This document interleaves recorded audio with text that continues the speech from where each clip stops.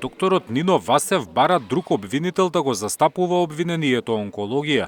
Тој преку своите новоангажирани адвокати предлага предметот во кој е обвинет за несовесно лекување и тешки дела против здравјето на луѓето да го превземе државниот јавен обвинител Љупчо Коцевски. Или, како што адвокатите напишале во предлогот, надлежноста да се предаде на јавно обвинителство во внатрешноста на државата.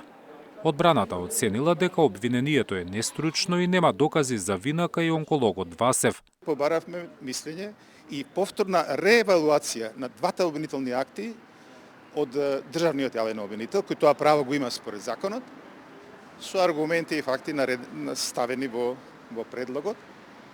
И очекуваме дека тоа ќе го уважи, дека уште еднаш ќе направат комплетна реевалуација на двата обвинителни акти, или ќе побараат дополнување на истрагата, што е исто можно, или целосно ќе ги повлечат. Треба да ги повлечат, според наше мислење, актите и да заврши тука се. Обвинението за случајот онкологија го води Ана Гоговска-Јакимовска од Скопското јавно обвинителство.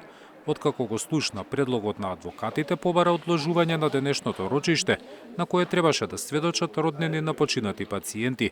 Како најголем пропуст, одбраната го забележува ангажирањето на претходникот на Васев, поранешниот директор Милан Ристевски, кој како технички советник помагал во работата на обвинителката.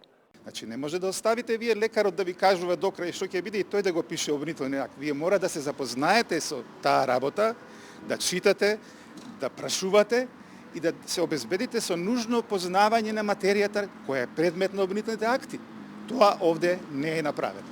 Судењето треба да продолжи идната среда, кога ќе биде и познато дали предметот онкологија ќе го преземе државниот обвинител како што бара Васев.